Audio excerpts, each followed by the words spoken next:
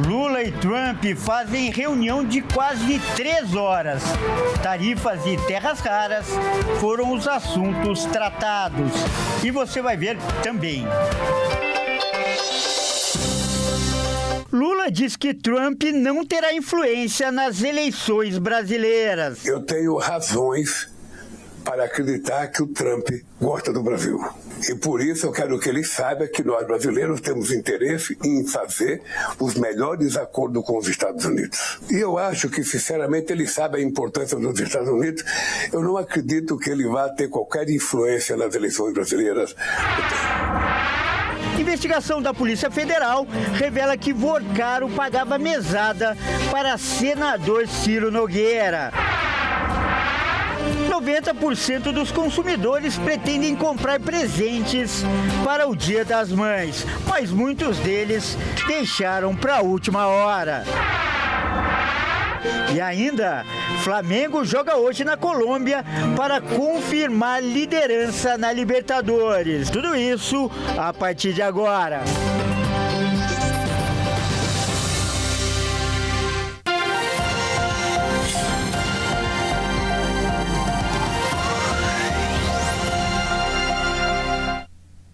Olá, boa noite, seja muito bem-vindo. São 18 horas e 36 minutos pelo horário de Brasília. Eu sou o Kleber Werneck e a partir de agora você confere comigo as principais notícias desta quinta-feira. Olha só, nesta quinta-feira, o presidente Lula foi recebido na Casa Branca, em Washington, pelo presidente dos Estados Unidos, Donald Trump, para uma reunião a portas fechadas. Vamos ver agora os detalhes desse encontro. Sobre o tapete vermelho, Donald Trump recebeu com a mão estendida o presidente Lula. Após algumas fotos ali, os dois líderes se dirigiram à sala de reunião da Casa Branca e, em ambiente privado, passaram horas debatendo assuntos sobre acordos para os dois países. Inicialmente, a reunião contaria com a presença da imprensa, mas de última hora, Lula solicitou sigilo. De acordo com o secretário de imprensa do governo, Lércio Portela, o pedido foi feito após um desconforto do presidente brasileiro no último encontro entre os líderes na Malásia. Após horas de reunião, um almoço também foi servido. Carne grelhada, purê de feijão preto e sorvete na sobremesa. Comida bem padrão brasileiro para fazer o presidente Lula se sentir em casa. Depois da reunião, Donald Trump foi às redes sociais para falar sobre o encontro e até elogiou o brasileiro. Trump escreveu: "Acabei de concluir minha reunião com Luiz Inácio Lula da Silva, o dinâmico presidente do Brasil. Discutimos diversos temas, incluindo comércio e especificamente tarifas. A reunião foi muito produtiva. Nossos representantes têm reuniões agendadas para discutir alguns pontos-chave. Outras reuniões serão agendadas nos próximos meses, conforme necessário." Os presidentes decidiram não falar com a imprensa juntos, mas a possibilidade de novas reuniões está positiva entre os governos. Olha, em coletiva após o encontro com Trump, Lula disse que a reunião foi um passo muito importante para a democracia e que o presidente dos Estados Unidos não deve influenciar nas eleições presidenciais do Brasil neste ano. Vamos ouvir. Eu saio daqui com a ideia de que nós demos um passo importante na consolidação da relação democrática histórica que o Brasil tem com os Estados Unidos. Eu já tinha dito na Malásia para o presidente Trump de que a boa relação entre Brasil e Estados Unidos é uma demonstração ao mundo de que as duas maiores democracias, do continente, pode efetivamente servir de exemplo para o mundo. Olha, se ele tentou interferir nas eleições brasileiras, ele perdeu. Porque eu ganhei as eleições. Eu acho que não é uma boa política um presidente de outro país ficar interferindo nas eleições de outro país. É o princípio básico para que a gente não permita a ocupação cultural, política e a soberania de um outro país. Tá? Eu penso que a nossa relação com o Trump é uma relação sincera. E eu acho que, sinceramente, ele sabe a importância dos Estados Unidos. Eu não acredito que ele vá ter qualquer influência nas eleições brasileiras. Até porque quem vota é o povo brasileiro, sabe? E eu acho que ele vai se comportar como presidente dos Estados Unidos, deixando que o povo brasileiro decida o seu destino, como eu vou deixar que o povo americano decida o destino deles. Vamos mudar de assunto agora para falar que uma investigação da Polícia Federal revelou que o banqueiro Daniel Vorcaro pagava uma mesada. Investigações da Polícia Federal revelaram que o senador Ciro Nogueira recebia pagamentos mensais recorrentes do Banco Master. O parlamentar teria apresentado emendas redigidas pelo próprio banco.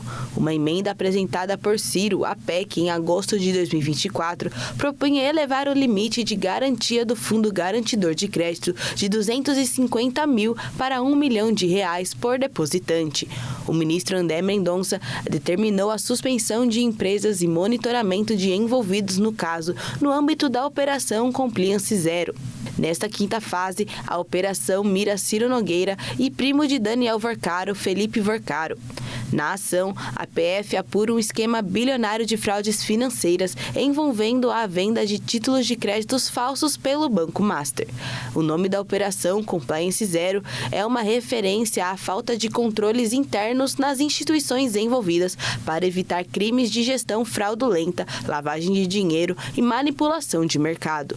As provas surgiram a partir de diálogos interceptados entre Daniel Vorcaro e o seu operador financeiro Felipe Cansado Vorcaro. As mensagens detalham o funcionamento da chamada parceria BRGD e CNLF, em que a empresa da família Vorcaro enviava recursos para o veículo patrimonial do senador. A investigação revelou que o texto da emenda foi elaborado pela própria assessoria do Banco Master e entregue em um envelope na residência do senador. Após a apresentação, Daniel Vorcaro afirmou que a proposta saiu exatamente como mandou. Interlocutores do banco previam que a medida aumentaria em 6 vezes os negócios da instituição. Em junho de 2025, Daniel Vorcaro cobrou o operador pelo atraso de 2 meses nos repasses da Ciro Nogueira. Além dos repasses mensais, Ciro Nogueira teria recebido vantagens por meio de operações societárias fraudulentas. A empresa administrada formalmente pelo irmão do senador, Raimundo Neto, adquiriu 30% da Green Investimentos pelo valor de R$1 milhão. E a Anvisa suspendeu a venda de produtos da marca IP por risco de contaminação. A recomendação para quem tiver os produtos em casa é suspender imediatamente o uso. Vamos ver mais detalhes com a Isabela Gonçalves. A decisão da suspensão dos produtos da marca IP foi tomada após uma avaliação técnica identificar o risco de contaminação microbiológica. A medida também inclui a suspensão da fabricação, comercialização, distribuição e o uso dos produtos. A determinação da Anvisa ocorreu após uma inspeção em uma das fábricas, que constatou o descumprimento de etapas críticas no processo de produção. Segundo a agência, as falhas no sistema de garantia de qualidade comprometiam as boas práticas de fabricação e indicaram a possibilidade de contaminação por micro-organismos, como vírus, bactérias, fungos e parasitas. A medida afeta produtos pertencentes a lotes em que a numeração termine com o número 1, como, por exemplo, o lava-louças com enzimas ativas IP, lava-louças, lava-roupas líquido Tixan IP, combate mau odor, lava-roupas líquido, desinfetante perfumado Atol e desinfetante Pinho IP. É importante que o consumidor fique atento caso tenha algum lote dos produtos afetados em casa. A orientação da Anvisa é que suspenda o uso imediatamente e entre em contato com o serviço de atendimento ao consumidor da empresa para informações sobre o procedimento do recolhimento. Além disso, as vigilâncias sanitárias estaduais e municipais devem intensificar o monitoramento do mercado e adotar as medidas necessárias para evitar a circulação dos lotes envolvidos. Em nota, a IP manifestou indignação com a decisão, classificando a medida como arbitrária e desproporcional e informou que vai recorrer. A empresa também alega ter laudos de análises independentes que comprovam que os produtos são totalmente seguros e adequados para o consumo. E veja a seguir. 90% dos consumidores pretendem comprar presentes para o Dia das Mães. E ainda, o Flamengo joga hoje na Colômbia para confirmar liderança na Libertadores. Nós voltamos já.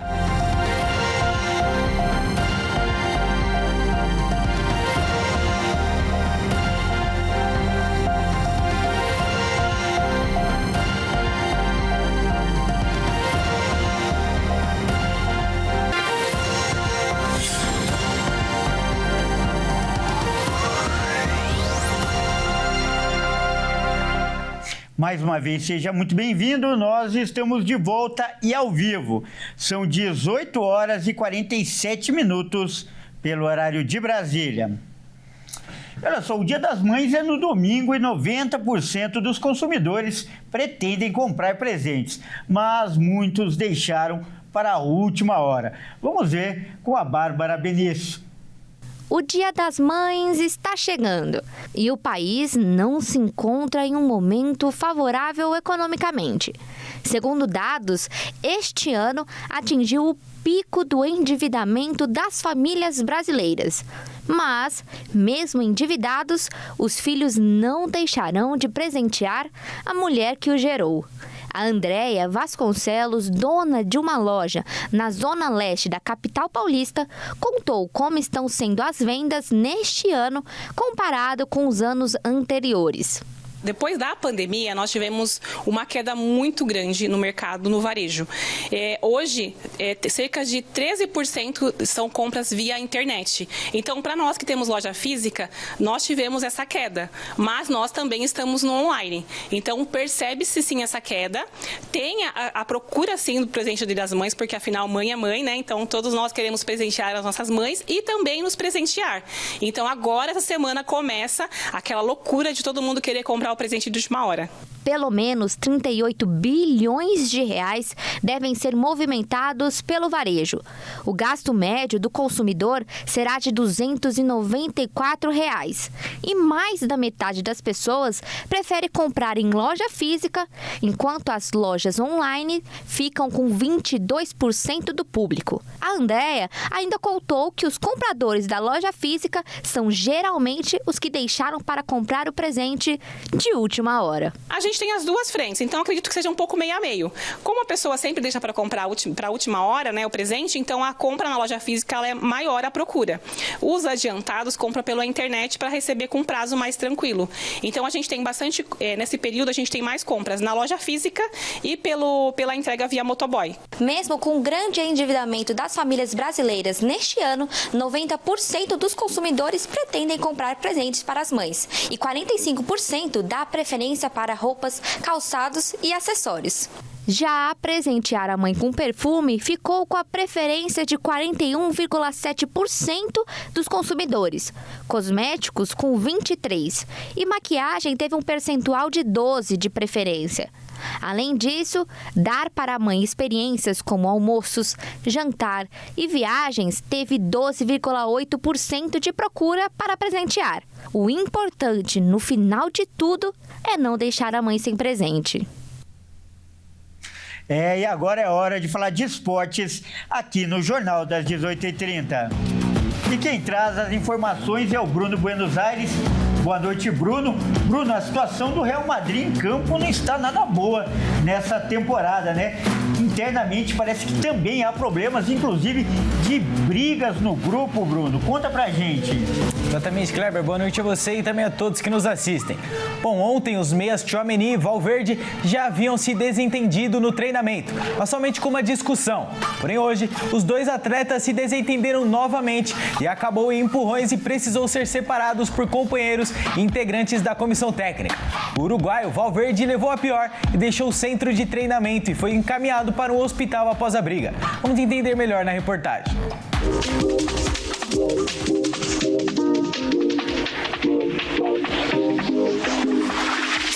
O meio-campista do Real Madrid, Federico Valverde, foi levado para um hospital após uma briga com o Tchouaméni durante um treino do clube nesta quarta-feira. O episódio aconteceu no centro de treinamento do Real Madrid durante uma atividade comandada pela comissão técnica. De acordo com o jornal espanhol Marca, a discussão começou após uma entrada mais dura de Tchouaméni em Valverde. Os dois trocaram empurrões e precisaram ser separados por companheiros de clube e integrantes da comissão técnica. Valverde deixou o treinamento posteriormente e foi encaminhado ao hospital, porém o motivo do atendimento não foi divulgado. Ainda segundo o Marca, o elenco atravessa um ambiente conturbado nas últimas semanas, com desgaste interno, atritos frequentes e insatisfação de parte dos jogadores com o trabalho da comissão técnica, além de uma pressão crescente após a eliminação na Champions League e o risco de terminar a temporada sem títulos importantes.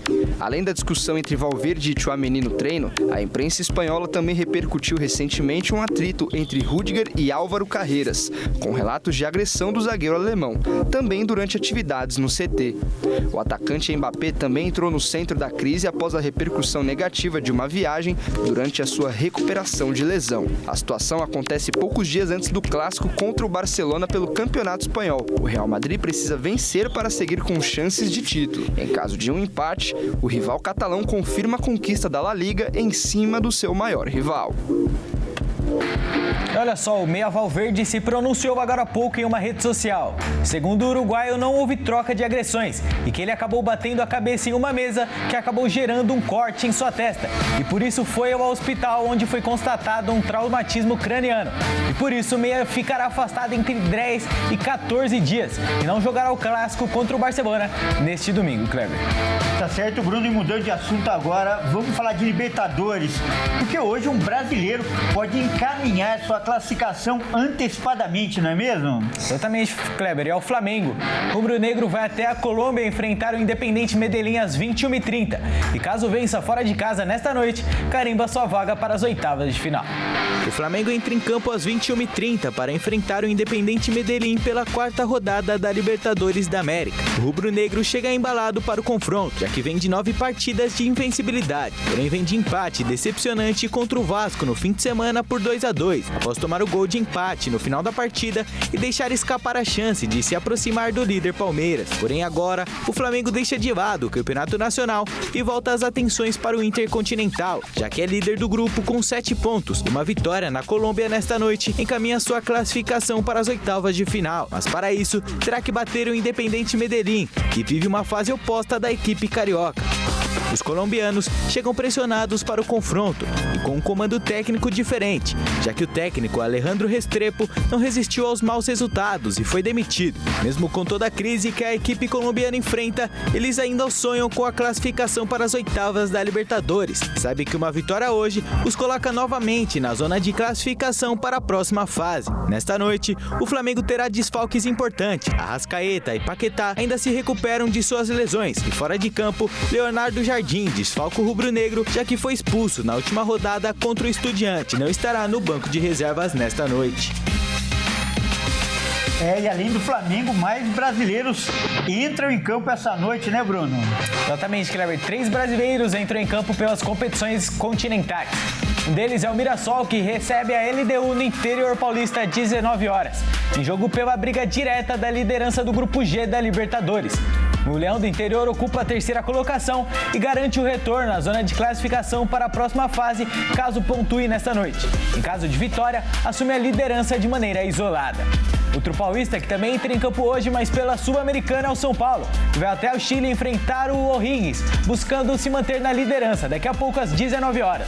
Caso vença, o tricolor paulista carimba sua vaga na próxima fase da competição, mas em caso de derrota, cai para a 2ª colocação e a equipe chilena assume a ponta da tabela. E finalizando a 4ª rodada da Sul-Americana, o RB Bragantino vai até a Bolívia enfrentar o Blooming. O Massa Bruta ocupa a 3ª colocação do grupo com 3 pontos. E caso vença hoje, os bolivianos precisam torcer por uma derrota do Carabobo diante do River Plate para assumir a liderança do grupo. Esse jogo que começa às 21h30, Kleber. Eu fico por aqui, uma excelente noite a você, também a todos que nos assistem. Até amanhã. Muito obrigado pelas informações e boa sorte para os brasileiros hoje. Bom, essa edição fica por aqui. Eu agradeço demais a sua companhia. Continue ligado em nossa programação. Uma ótima noite e até amanhã.